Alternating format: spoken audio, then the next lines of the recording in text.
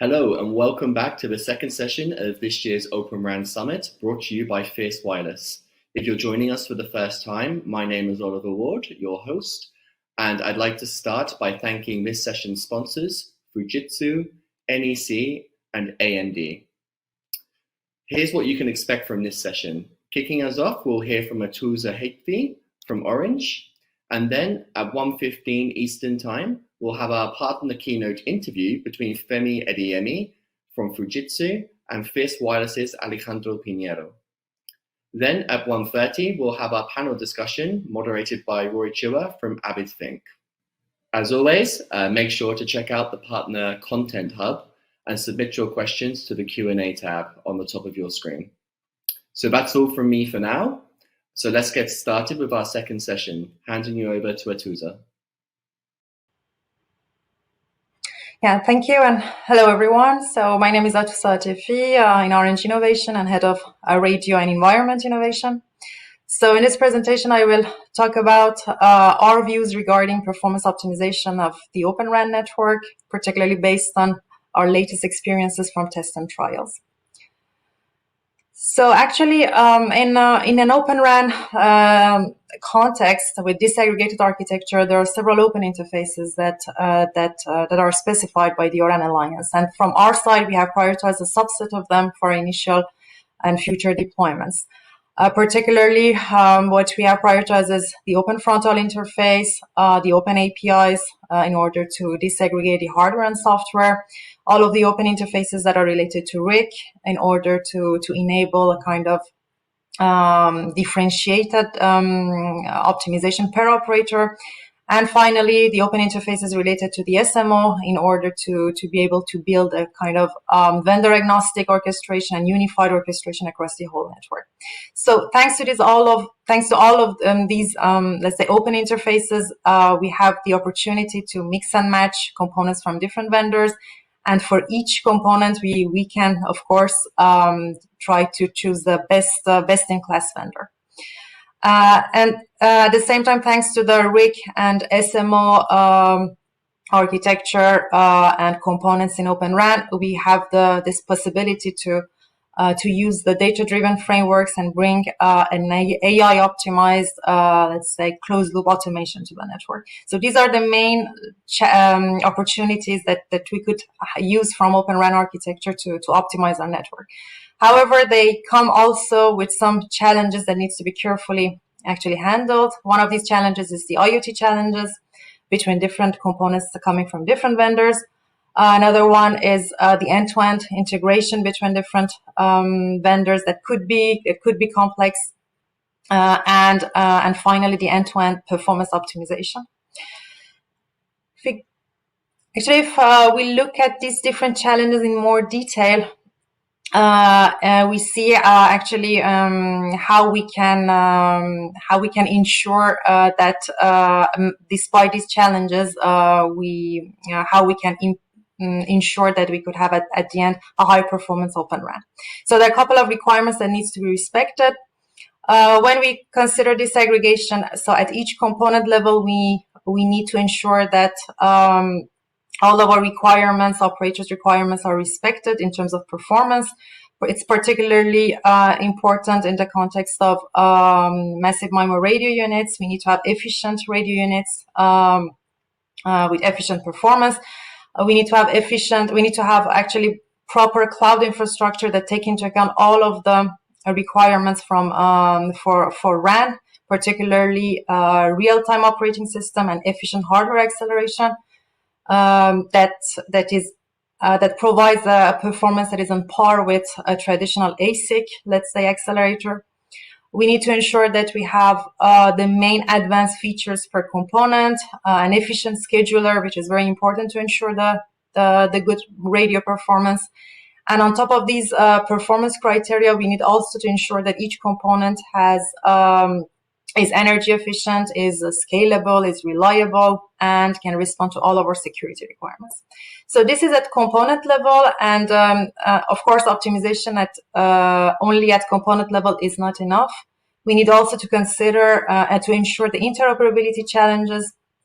So to this end, we need to have actually well-specified open interfaces from standardization bodies. And actually, this needs to cover every, details that would be required from a software protocol specification. But at the same time, we know that specifications may not cover every single detail that is related to specific implementation. So it's also important to ensure IoT profile alignment between vendors of different components and also roadmap alignment between vendors. Something that actually take into account every update related to the software, to the firmware, and to the configuration of different vendors. On top of that, we need also to ensure that the end-to-end integration is done properly. And here we need actually to consider integration of RAN with other elements of the network, core network, transport network, and also the security gateways. And we need to ensure also that the specific end-to-end configurations are well optimized based on each operator, let's say, specificities. And finally, we have automation and intelligence, which is an important element to optimize the overall efficiency and performance of the Open RAN network. Actually, here we need to bring embedded intelligence at both component level and network level to optimize the whole of the network-wide efficiency. And if we want to get the utmost, let's say, result, we need to combine it with open interfaces, with an open rig platform, with open interfaces which enable us to bring third-party applications, XApps, RApps for RAN optimization. We need to have open interfaces for SMO in order to bring vendor-agnostic automation and also unified orchestration over the whole network, which covers the different domains of the network and which could actually optimize the end-to-end service. And in order to ensure all of these different steps, we need to have continuous testing. We need to have reproducible and automated testing, not only at each component level, but also at the end-to-end level. We need to ensure IoT testing. We need to ensure end-to-end performance testing, both in lab and field. So when we're talking about testing and integration in the context of Open RAN and a multi-vendor environment, of course, it comes with an extra and let's say significant effort. But this test and integration effort is something that could be shared among different actors in the ecosystem. For example, the equipment providers, the RAN vendors, and cloud infrastructure vendors that could do the conformance testing of their equipments and basic interoperability testing of their between their equipments and others. We could have system integrators who are actually who can do the end-to-end integration of the network, and operators who could also play an active role in the end-to-end integration, and at the same time, and in particular, they could be active on the end-to-end performance optimization of the network. And this is actually the idea behind several initiatives to share this test and integration effort, particularly the ORAN Plugfest, TIP Community Labs, and also the MOU collaboration between European operators.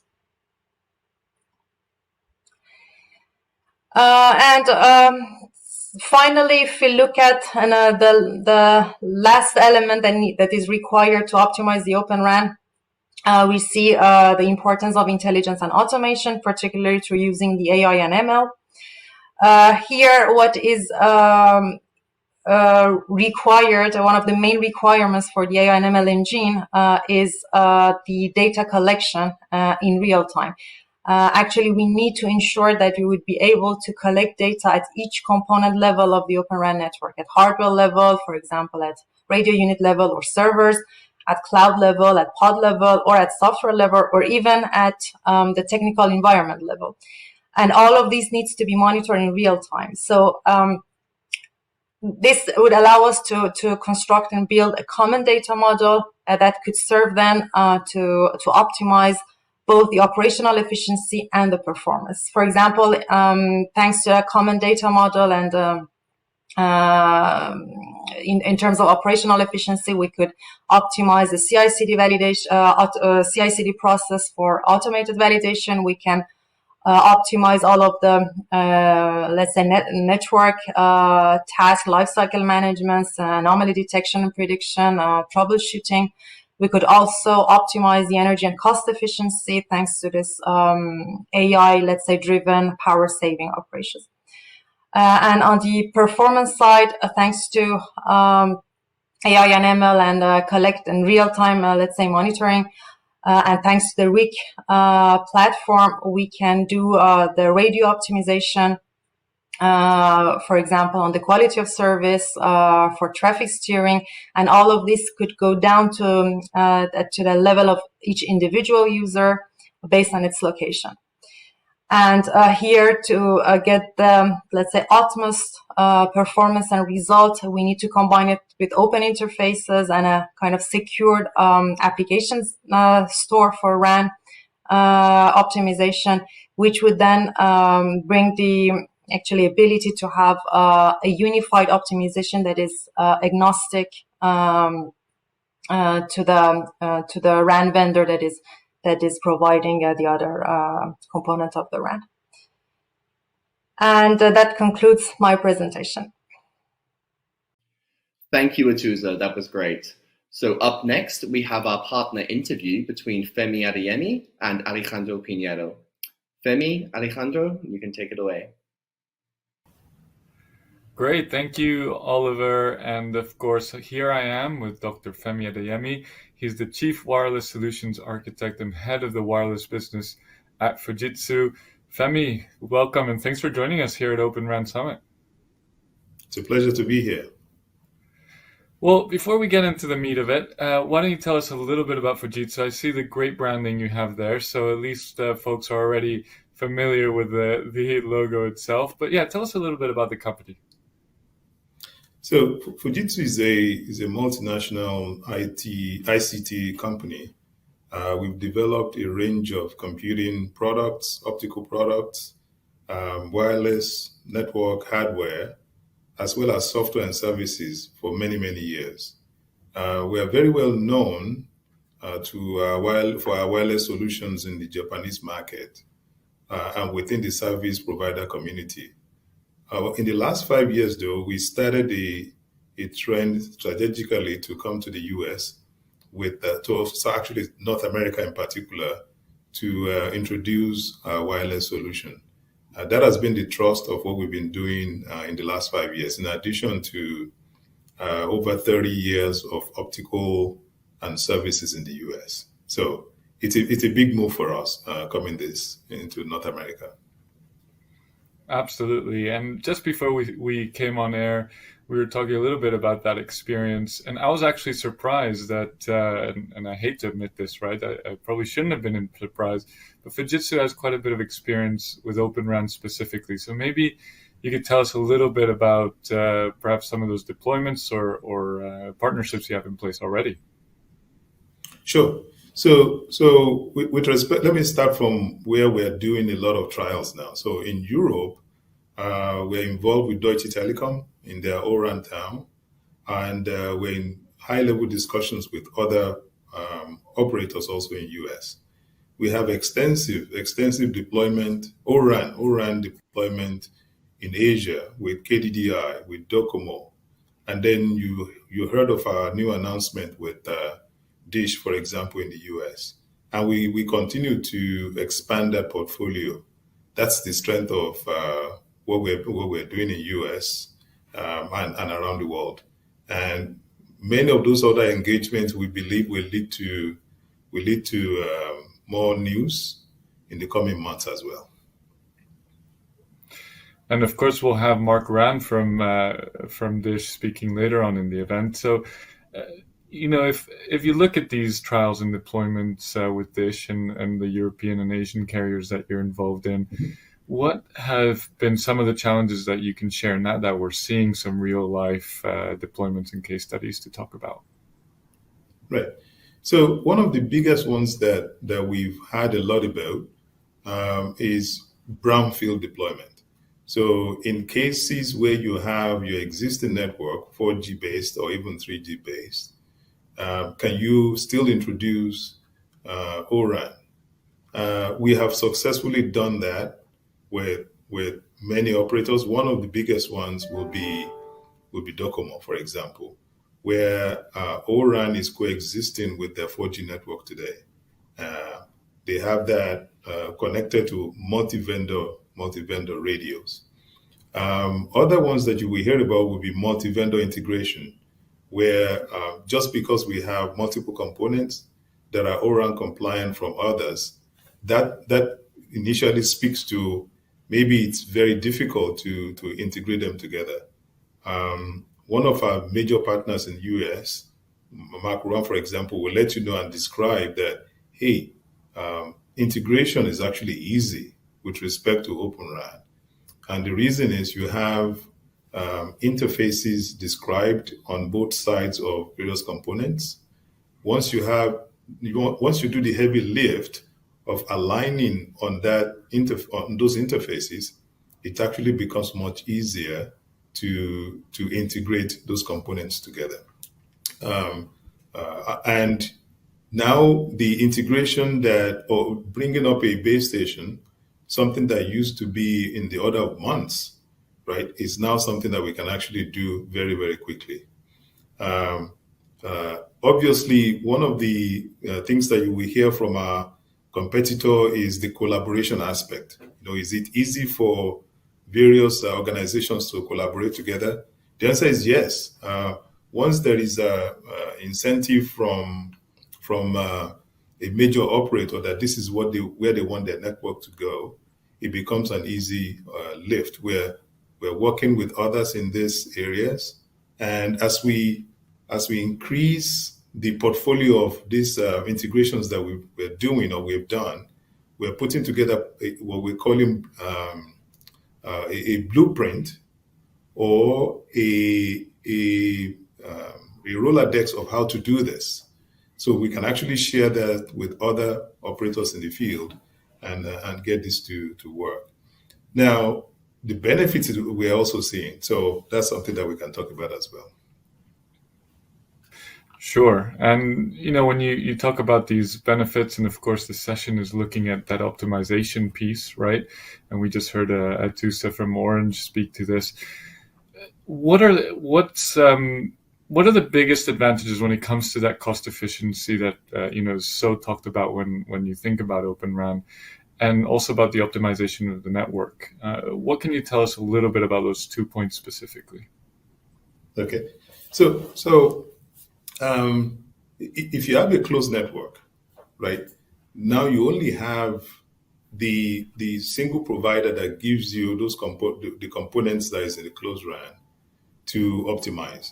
You don't have the flexibility of optimizing the various components around that single entity that's been provided to you.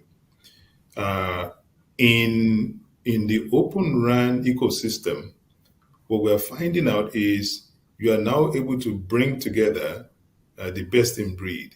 So if Fujitsu is the best in the world on radios, if another company is the best in the world with software, you are able to pull all of that together. So actually your network is better optimized, whether it's in terms of performance, whether it's in terms of cost, and a number of areas. So, for example, what we've in terms of optimization, what we've been able to achieve with Dish, for example, is aggregate all the spectrum that they have into multi-band radios, right? So very compact, power is very power efficient, and you're able to optimize how you use that, even in terms of area in where you are deploying these radios. So you get efficiency in that space. When we talk about software, right, you can literally only at a time install radios or other components, and then begin to software upgrade them and enhance them from the bottom of the tower.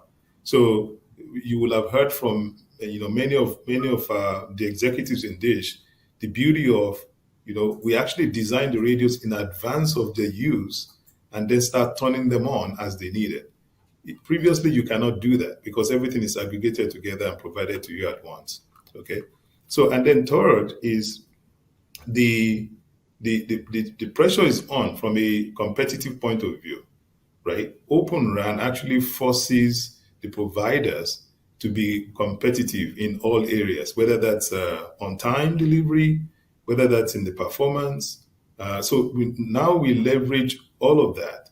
And another thing that I'm also seeing is the virtualization of some of our components allows you to now use single SKUs across your entire network, right? So the servers that you're using for your ICT is also the servers that you're using to deploy your RAN. Those are all kinds of efficiencies that we're beginning to see as this deployment are maturing, in parts of the world. So perhaps a tricky question here, but when we were running this event a year ago now, we were really looking at not theory, but certainly, people guessing what was going to happen. We didn't have that many trials. We didn't have that many deployments in Open RAN. It was a lot of talk about what it could deliver. And one could say that we were on the up in the hype cycle, right? We were very excited about Open RAN, as we continue to be, I'm sure. But now that, you've been talking about quite a few of these deployments, Dish, that was a very big announcement when that happened a few months ago. Has it lived up to the hype? Is it delivering what we were expecting? What's your view on that? Okay. So I remember very well when you're right, we started talking about, is this a hype? Is this something that is going to actually mature? So I would not even refer to our part of it, which is the components that we provide. Let me speak to what the RAN MNOs are actually saying. Docomo, they've deployed over 13,000 base stations that are Open RAN based. That's incredible, right? So when I begin to see that, that's no longer a hype, right? Base stations, this is not even spectrum. They've been able to aggregate together 15 different radio providers and 4 different CU/DU providers to optimize their network. So the benefit of mix and match is what you're really seeing in that brown field, right? So it's not even saying it's green, it's also brown. That's one. Then you discussed with Rakuten, for example, they talk about the benefit of automation, where I can literally hang up the radio, go back to the data center, and start downloading the software, right, to start that base station site in a matter of minutes. Those are benefits that we're beginning to see from operators. So it's not from our end, it's actually from our operators that are using our components. We talk about flexibility. Oh, beautiful. You have multiple radios connected to multiple DUs. I can choose which DU I want to use to talk to my radio or vice versa. If one DU software is not, optimizing my network in an area, flexible configuration, I can literally change that software for a different software. So we're beginning to see the benefits that were promised earlier come into fruition. We want to talk about innovation around REC, around small, where we can manage the network from a distance.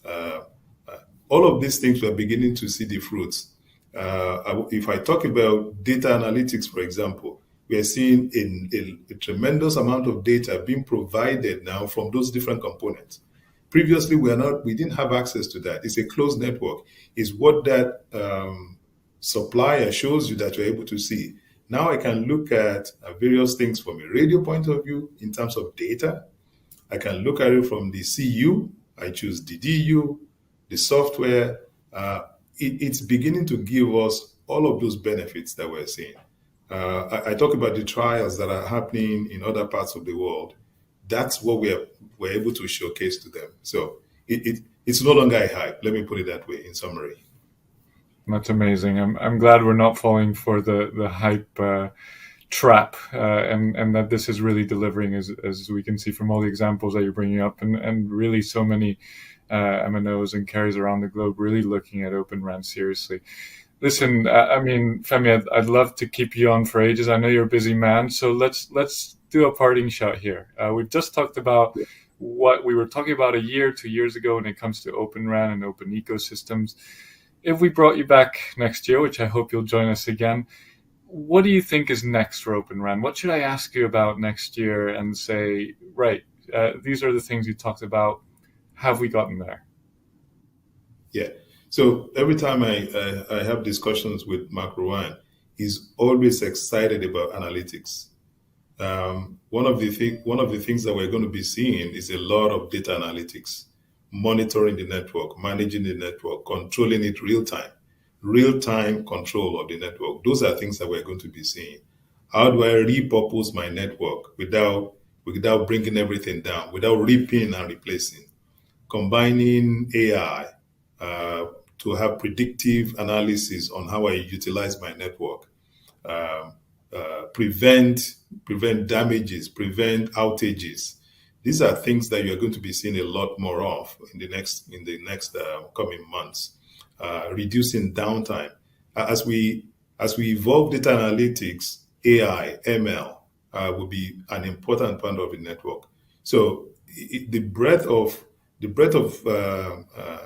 benefits, we have not even scratched the surface. We've only been talking about components and deployment.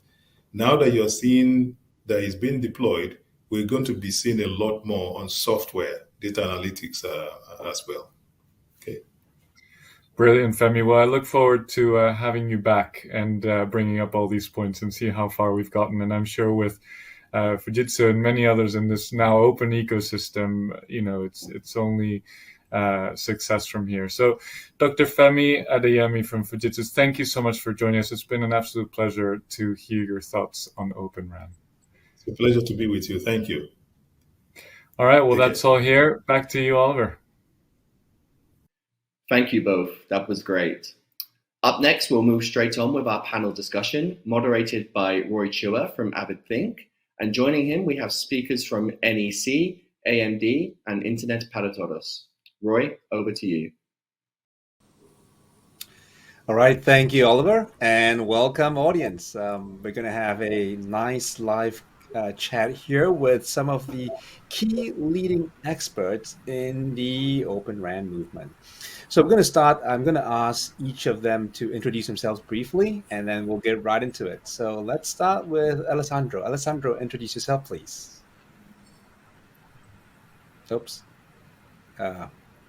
Bad timing. I guess it's kind of like, asking someone a question with a mouthful. So let's go to Patrick. I see Patrick here. Patrick, introduce yourself, please, while we get Alessandro back. Yeah.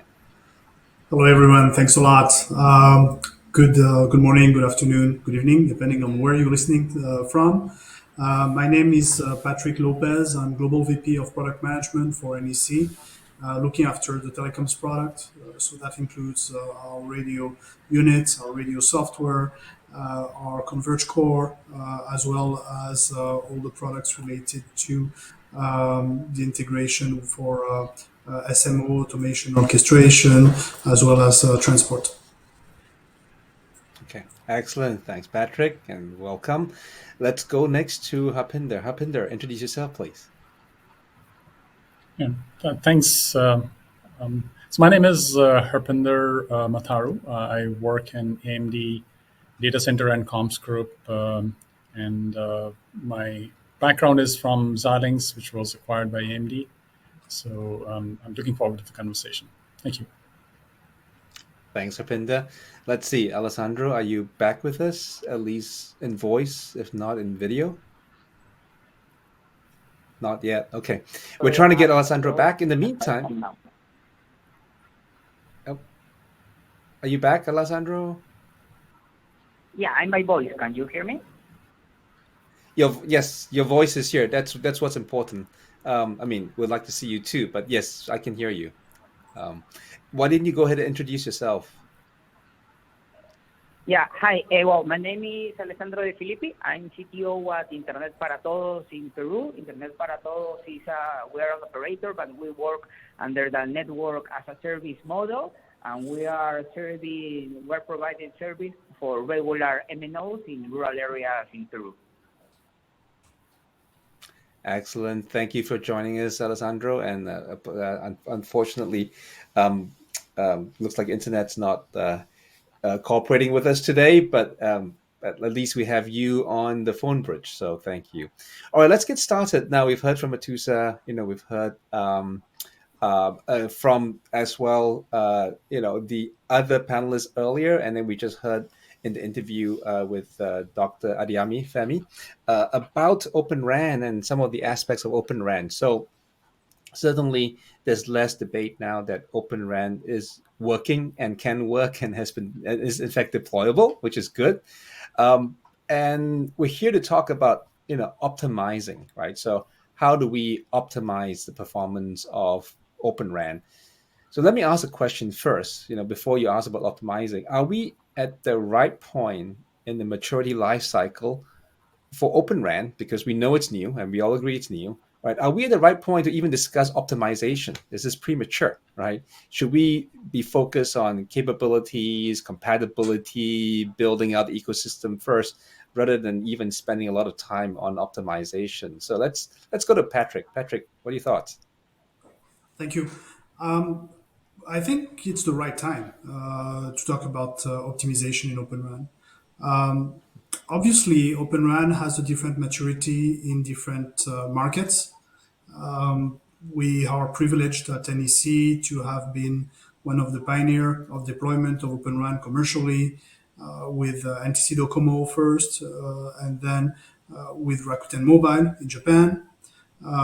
We've also deployed Open RAN with Telefonica Group, Deutsche Telekom Group, Vodafone Group, and we just announced yesterday also efforts with Orange. So from our observation, we've deployed now in greenfield networks, and we've deployed in brownfield networks, and the main opportunity here is to be able to provide an Open RAN solution that is truly open, truly multi-vendor, but that can meet the performance expectation of customers and in line with the traditional offer from the traditional vendors, and that's what we've been focusing on for the last couple of years now. Got it. So Patrick says it is the right time, and we should be doing it. And I think with all those tier one names, and not just tier one, but tier one and upstarts in terms of MNOs, I think certainly there's a lot of interest, a lot of deployments out there. But in terms of optimization, so what do we believe are the aspects of Open RAN that we should focus on optimizing? Now, I know the earlier speakers have talked about some of those elements, right? So maybe is it CapEx and OpEx elements, right? Procurement, integration, deployment doesn't have to be just about the performance of the RAN itself, right? Across the entire ecosystem, the supply chain, there's multiple areas of optimization. We've certainly heard about energy efficiency. So what should we be optimizing for, and what should our goals really be around Open RAN optimization? Is 32 TR enough? 64? Is that the right goal? So, Alessandro, I know you guys have actually deployed Open RAN out in the field, right? And so, what's the real experience tell you? Well, actually for optimization, I think we have a lot of room, at least to study and to talk about it. For example, I think one of the biggest concerns of many operators are the CapEx cost, right? And how you compare this with a regular RAN vendor. But I think there's more than that. For example, from an OpEx point of view or an inventory point of view, we have the spare parts, right? Because actually Open RAN have a lot of different layers, and probably different vendor for each layer. So I think one of the issues that all carriers will need to get into is this kind of cost, because it's a different cost structure when you have only like one vendor or regular RAN vendor that takes care of all the layers. So probably there's a challenge and a study case that we need to get into. In different matters, the capacity, right? For example, what's the MIMO configuration we need? We need to go for 64 T64R. Is there enough room for T4R? And I think all these questions will depend on where actually the network will deploy and which kind of service it will provide. I think this will be really similar of a RF study or a capacity study from a regular band vendor. For example, as IPT, we are going, actually our deployment is all in rural areas, and we're using like a small radio for these rural areas because we don't need that much of capacity. And we're providing a 4G service that will be completely different going for a 5G service, but in an urban area. But I think this is really close what we are doing for regular band vendor as an RF analysis. In the other hand is energy, right? It's like what's going to be the affectation of the energy consumption on this site. This is probably something that will need to be optimized also. I think there is a lot of room to study in this aspect.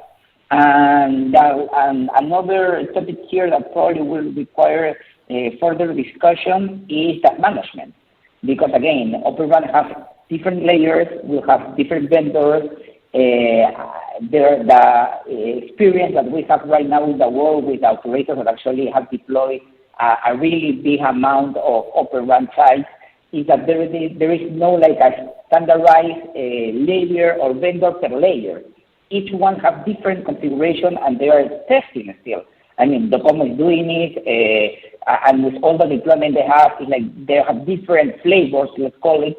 So management of these different types of vendors and layers is something new that will require some kind of optimization in the future. Yeah, so optimization of the management processes you're pointing out. The nice thing about Open RAN is you have multiple vendors. The bad thing about Open RAN is you have multiple vendors, right? And everyone has their view as we're maturing in technology of how to manage all those things. But I hear you, right? CapEx, obviously performance, 64 TR, and certainly, energy. And I think one point that you just made that I think is really important is the optimization will depend on your use case, how you're deploying it. As you point out, IPT, you have a rural deployment, you're going to be looking for different optimization than in maybe a super dense, urban environment, for instance, right? And so I think that's useful in terms of looking at what it is that are interesting to optimize. All right, let's move along here, which is, so you talked about some of the parameters in terms of what we are going to optimize. And certainly whatever aspects around spectrum efficiency, performance, all those at the end of the day, there's software, but there's also hardware and other technologies. So I want to get the technology provider view on that, right? Do we, in terms of the parameters and all the aspects that Alessandro talked about, do we understand how we can optimize, from a technology provider point of view? And where do you see us as an industry, right? I mean, we're using a lot of new technology capabilities or bringing existing technology capabilities like Xilinx FPGAs, for instance, into the equation. So maybe Harpinder, if you could share your view on, from a technology provider's point of view, do we know how to optimize and get to those, performance characteristics or power savings that someone like Alessandro is looking for? Right. So let me start with the comment that Patrick made, and I agree with that, and I'll get into the technology section of that. So optimization, in my view, is inherently the goal of ORAN to open up ecosystem for multiple vendors so that they can optimize versus a handful of vendors addressing maybe 900 plus operators worldwide. It's quite a daunting task for very few vendors to optimize those radios. And by opening it, you basically allow specialized vendors who, as Alessandro mentioned, they're vendors who can innovate rapidly on radio side, on a specific layer, on a RIC side. So that kind of enables more diversity to address the optimization problem right from the outset, because performance is the key from that perspective. So those are the foundational goals for what technology We within AMD have been innovating and rolling out to our customers, to the market, and to the broader ORAN ecosystem. So as you mentioned about FPGAs, and I just want to clarify, these FPGAs are highly specialized. They are SoCs with a lot of hardened cores, as well as sometimes hardened RF, as in case of RF SoC. So these devices, they come up with the best of ASIC, because there's an ASIC data path that is already hardened, but it's parameterizable, so that it can be optimized from one deployment to another deployment within one operator or across different operators.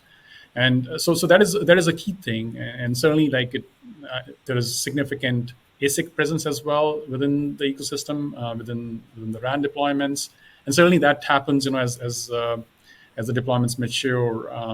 And with 5G, as we see it, we are just in the early phases. There's a lot more optimization needs to happen as new use cases come to fruition, because even today we see that 5G is primarily addressing the broadband use case. So just talking of, this is the FPGA side, and certainly having a SoC and highly integrated data pipes inside those FPGAs as SoCs and integration of RF is quite a important platform that is enabling ORAN ecosystem vendors to innovate on radio side. And likewise, there are inline accelerators that are available that can be leveraged for optimizing different layers of baseband. It could be the layer 1, it could be the crypto functionality as spec by 3GPP and also being covered within ORAN ecosystem. That's another aspect of it. And then we also have a technology that addresses AI/ML, which can be instantiated in the base station. And then talking of AMD as such, we provide CPUs that power the base stations, the RAN, and the application platforms. So these CPUs have been designed to provide all the critical metrics that are needed for RAN deployment. Its energy efficiency, its reliability, its availability, its security, which is very critical. So these platforms have been designed to address all those requirements. So technology exists today to address optimization, along with also ensuring that these deployments are cost and energy efficient. That's excellent in terms of providing the visibility into where technology is. I had a quick follow-up to that, Harpinder. So in terms of the system deployment architecture, we have all these components. And as you point out, right, we're at EMBB, so broadband, simple, better 4G type deployments today. All the other new use cases like MMTC or the URLLC, right? So the ultra reliable, low latency stuff that's coming.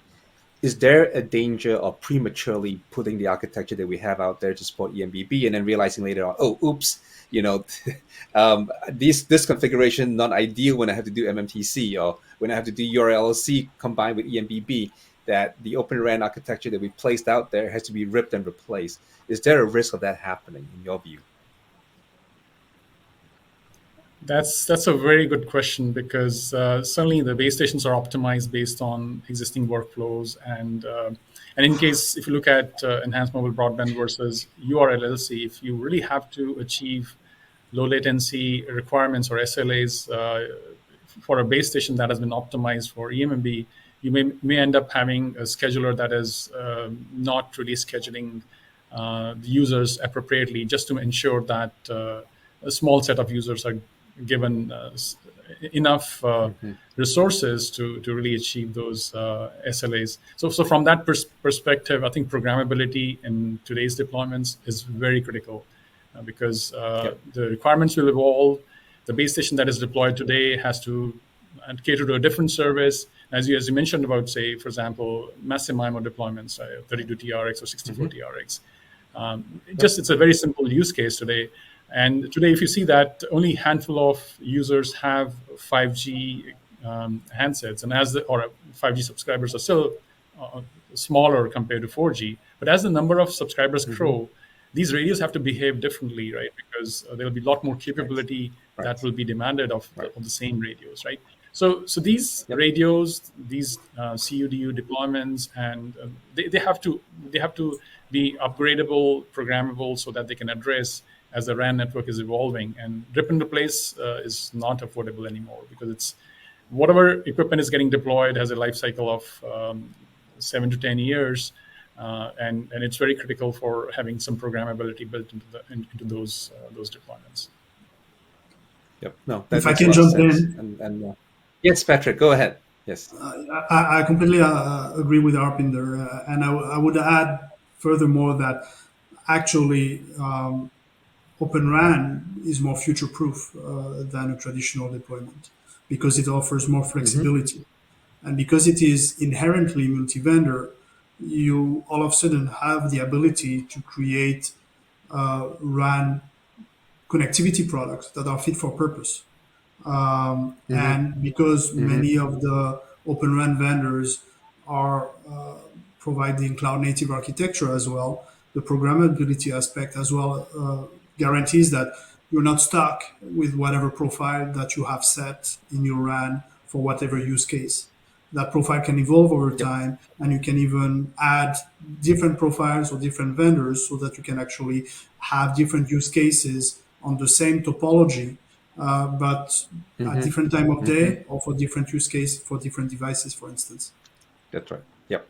Yeah. I mean, you're absolutely right. So you know, if you're gathering data from sensors at night, you can switch the spectrum profile, the band profile, to do the right thing, right? So your SMO can do the right thing at the right time for the right devices, right? So that's actually a really good point. And you don't like your RU, swap it out, right? Well, theoretically you could, right? If there's compatibility, right? Put a new one in, right? You want 3 flavors of RU, go right ahead, right? Your DUs will take it for the most part, again, right? So as long as they conform to the right front hall interface specs, right? So no, I think that's pretty cool.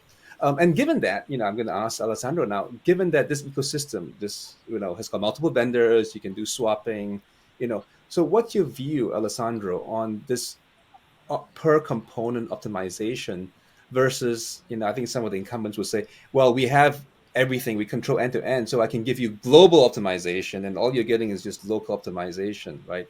So Alessandro, what's your response to that? And is there a special role now that analytics, assurance, orchestration, the OSS will need to play in Open RAN that may be much more important than previously? Alessandro? Yeah, well, here this is a complicated question, because actually, for sure, as I mentioned before, the analytics, the assurance, the orchestration will be, it's going to be for sure something that we need to take a really good look at it, because it will add some complexity. But in the other hand, the idea of having the distributed components will actually make Open RAN a traffic solution, because we will have a better way to actually handle traffic on the network from a RAN point of view, because we're going to have the element distributed. So for sure, there will be optimization there. Multiple vendors will come as a challenge when we have multiple vendors in the sense of one Open RAN vendor, another regular vendors. Probably in that point, the things will get a little bit complicated, but from an Open RAN perspective, for sure, this is an improvement, right? I can handle better the traffic that goes through my network. So actually, that's something that will require some tuning, for sure, on how we're going to tune each element and how we're going to plan the size of each of these components. But again, when we go from an OSS perspective, or having like a bigger OSS or a major SS for different RAN vendors, how you handle all these parts will be the challenge. But again, I think Open RAN will provide a good way of handling traffic in the RAN of any operator. But the challenge becomes when I need to actually make it work with a regular vendor and Open RAN different layers. Yep. Yeah. No, I think that makes sense, and I think I think the incumbents are somewhat open to it. I think they're mixed right now, and there may be different departments within the incumbents, some for and some against Open RAN, right? That's the reality, as we know, in most large companies, right? You have your champions, and you have those that we say we got to move forward, and the other ones that say no, we got to keep it locked in because we're incumbent, right? So no, I hear you, but I think, as you point out, the Open RAN ecosystem, you can parameterize, you can program, And you can, certainly, I think we will evolve from an orchestration standpoint, from a management standpoint, to get the optimization correct, right? Sort of end to end, and we can do that. And I think one of the key things in this optimization is going to be something that Harpinder brought up earlier, which is AI ML, right? So when we have a problem we can't solve, we just give it to AI ML and it'll solve it. Well, maybe not, right? So we believe in the industry that AI ML will play a significant role, right? I mean, Harpinder brought it up early. So are we seeing early success? And do we have enough data? Is the data of the right quality already in terms of what you're seeing, Harpinder? And what areas of Open RAN do you expect to see success using AI ML first for optimization? Let's get Patrick first, and then Harpinder, or whichever way you guys want. Up to you. Yeah. Thanks. Patrick, please go ahead. Yeah. Thank you. I appreciate it, Harpinder. Little known fact, but NEC is world leader in biometrics. And I mean, what's biometrics basically is pattern detection and inference. From that perspective, NEC has deployed basically most of the biometric system used by government agencies in the world today. We're starting to see basically the AI ML work that we've done in that field, starting to move towards other areas of our business, including telecommunications.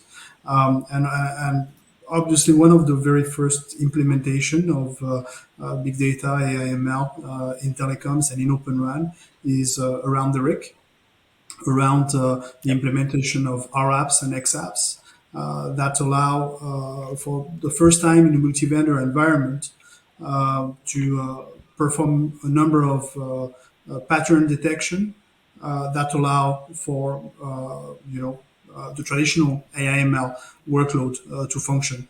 So anomaly detection, the capacity to preview and even to predict how the network is going to behave.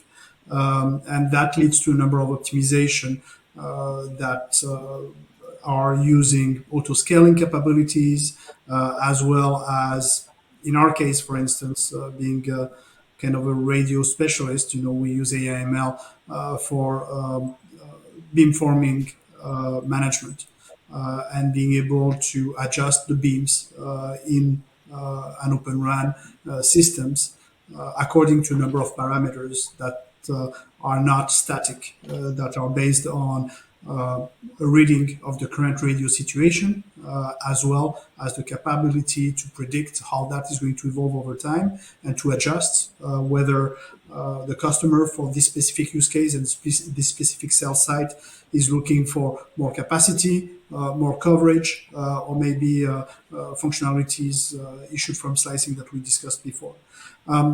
And what is new as well is that now you can do that not only at the antenna level, at the sector level, but also at the cell level, and also across cells, across an actual region. You can actually get all those data from all those cell sites and from all those different vendors, and actually start to have very sophisticated pattern recognition and advanced machine learning capabilities to, on one hand, predict how the network is going to behave and attenuate any potential issue with that, and on the other hand, optimize in order to allow for specific use case to be basically making most use of slicing in the near future.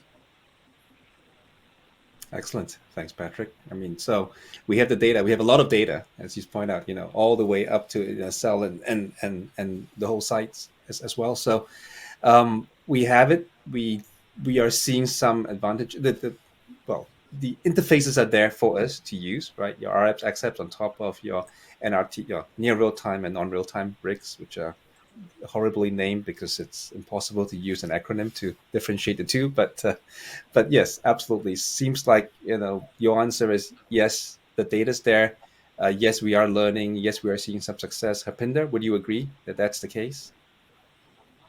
Yeah, I completely agree, and I would say that if operator has an opportunity to improve the performance of their network by 10 to 20%, this is the way to go, right? And I would say it's early in the innings because, that's another beauty, that if we go with Open RAN, then we can incorporate technologies that are being rapidly developed in, say, hyperscalers into the RAN networks. And AI/ML definitely has been very broadly adopted in hyperscalers. They are leading the pack, and certainly Open RAN opens up to leverage those technologies very quickly into the RAN network. And one of the key use cases, how do we really do, as Patrick also referred to, as traffic management, user mobility prediction. These are all patterns that repeat, and if we can leverage that to optimize the scheduler in the base station, not just for one individual base station, but within a tracking area, so that we can also mitigate interference between different base stations and optimize in a manner that is a multivariable problem. It cannot be solved by heuristic methods. For that, certainly there are some cases where we can see improvement of 10 to 15% of capacity within the same network. So it's helping in saving energy, cost, because you're getting more out of the same network. So that is the beginning of it, right? And as Patrick mentioned, data is available. One of the challenges that we see is today the base stations are not geared for sending this data easily, because to send this data, you need bandwidth, and that you have to provision that bandwidth to reach to the RIC or centralized node where you're doing the number crunches. So I think from that perspective, we need to look at, can we do federated learning? Can we really process this data in a distributed fashion? So RIC certainly is a concept which is centralized.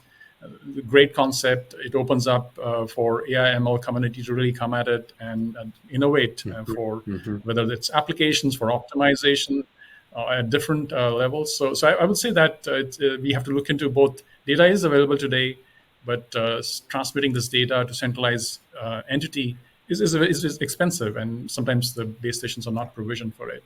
But I think this is an exciting element that everybody is trying to incorporate in base stations that are getting deployed. So you have to have some element of compute residing in your base station to really address this. And then along with that comes the connectivity, right? So those are the things that are very interesting. And look at the applications. Once we go to the other applications, the application platform probably will be first to leverage AI/ML, because that's where I think as we go into URLLC or massive machine type communication or other use cases, or the automobile side of it, right? So once we get into autonomous driving, things, it's just the beginning. I would say it's very exciting time ahead of us.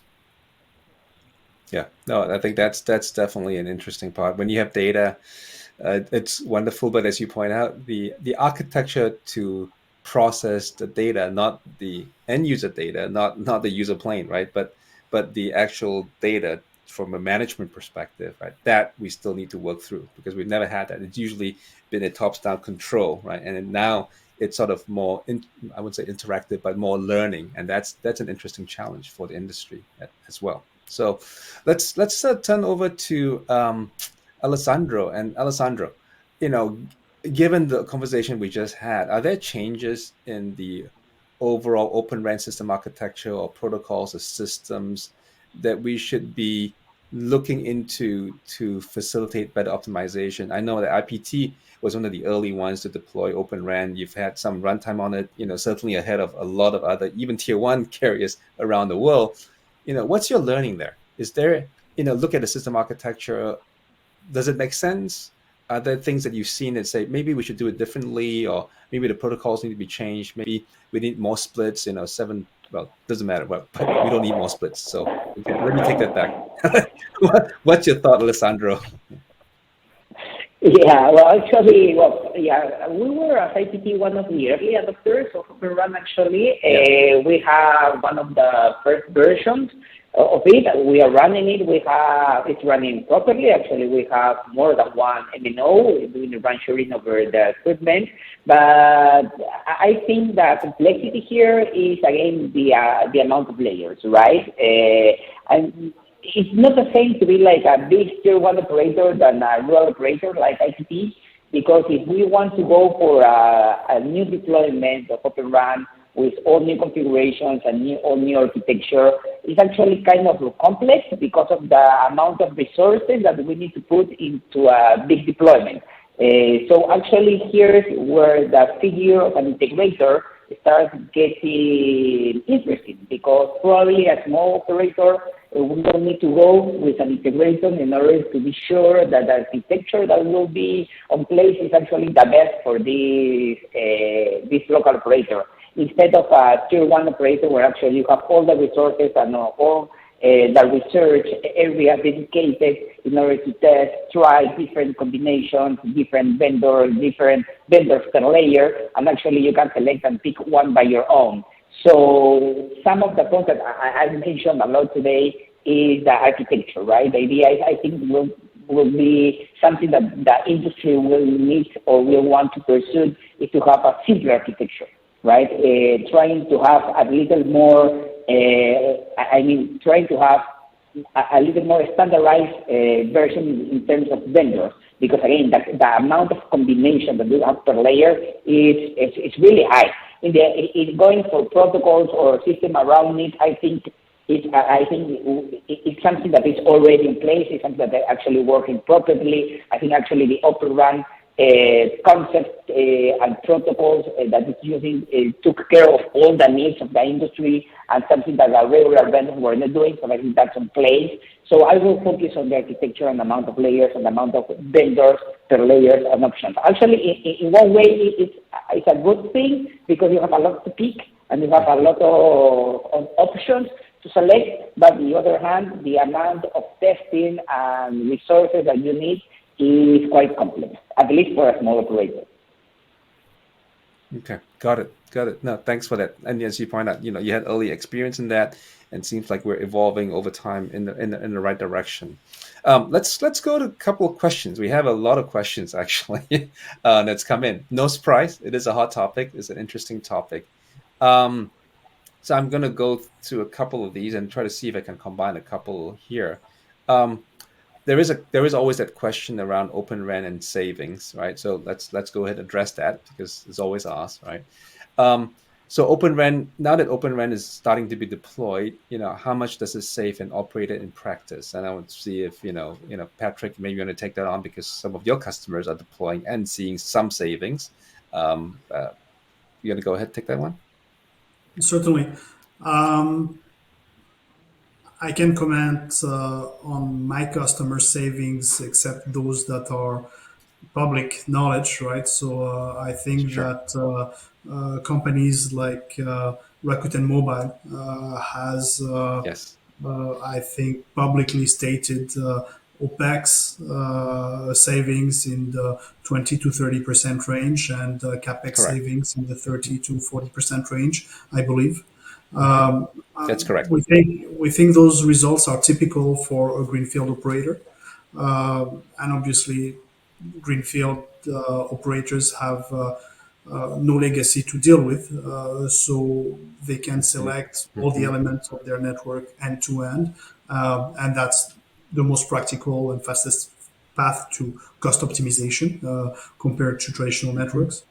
Obviously, network operators that have a brownfield network, which is a large majority out there, their mileage might vary in the sense that it depends what they want to do with Open RAN. It depends which kind of use case they're looking at in Open RAN.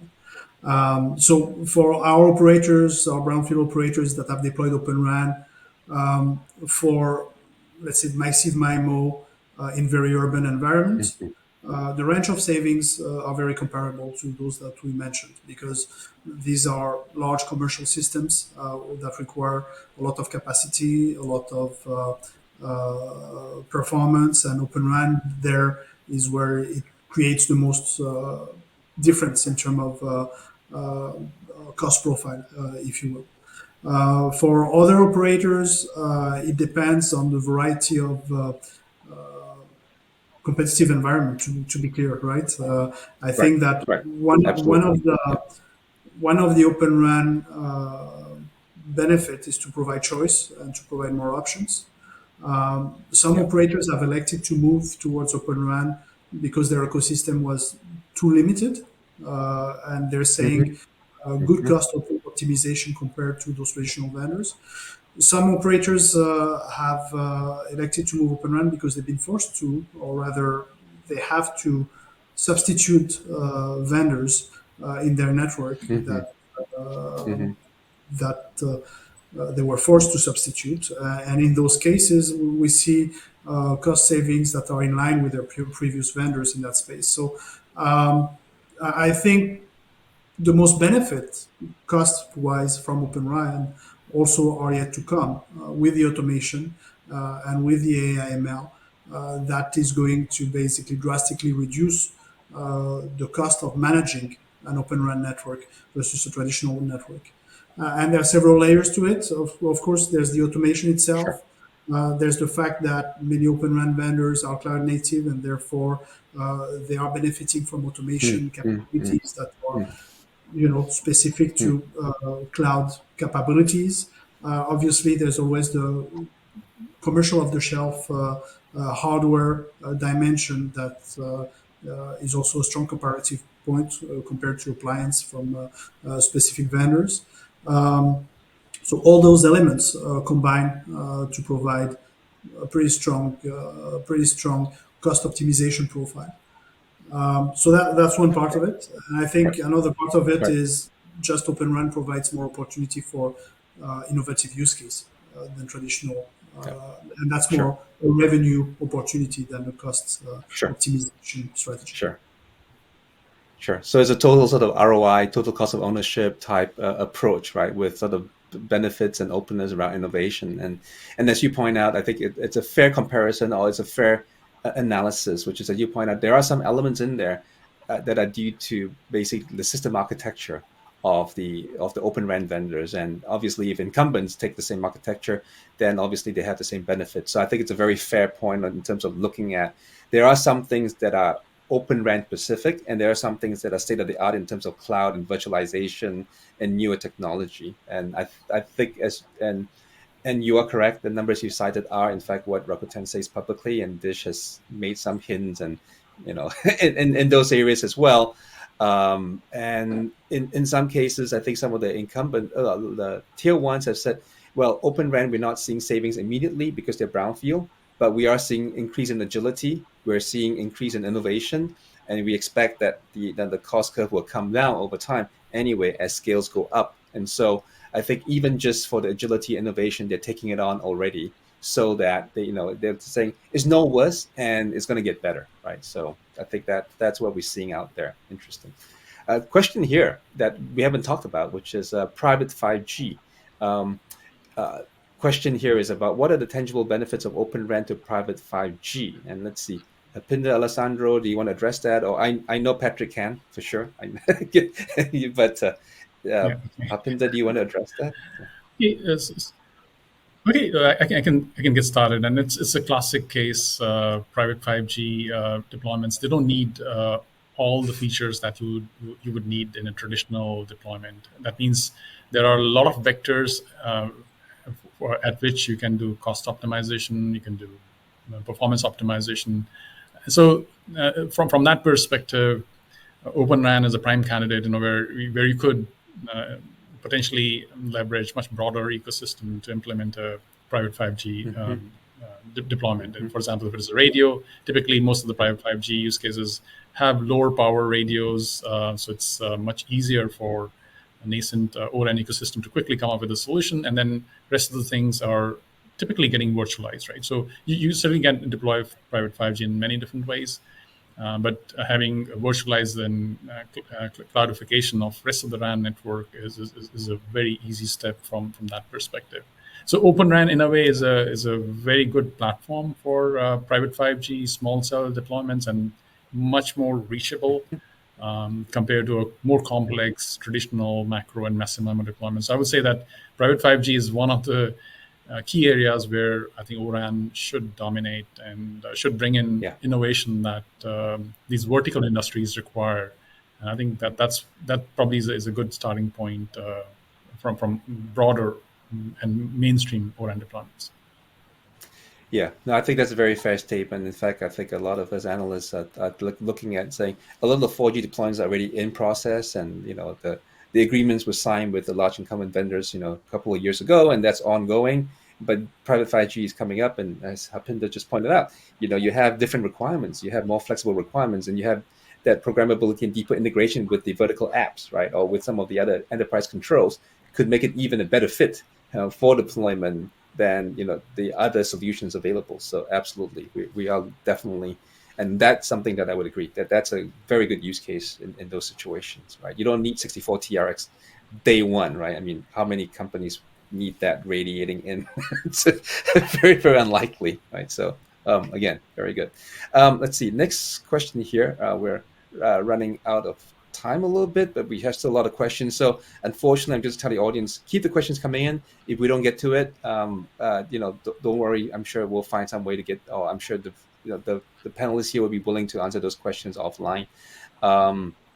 And this is the one that says, does Open RAN require new RF optimization tools? We talked a little bit about that earlier, but maybe we want to expand on that. So the question here is, does Open RAN require new RF optimization tools compared to what we had previously? I don't know if Patrick, Harpinder, Alessandro, you want to address that? I can take it. Yes. I think from the RF point of view, I mean, for the carrier itself, probably there will no need of having specialized RF tools or drive pairs to tools analysis. I think in order to have optimization of the different elements inside the open architecture, maybe there is something that we can tune for sure, but I don't see, like, talking for a carrier or a regular operator, having the need to have a specialized tool for the RF itself, right? I mean, for the PRBs, when we talk about 4G, I don't see the need there. Probably in a different matter of different elements, how to tune the traffic and how to tune and make actually better performance of the different components of the program, maybe yes, but for the RF point of view, I don't see it. Okay, got it. Okay, thank you.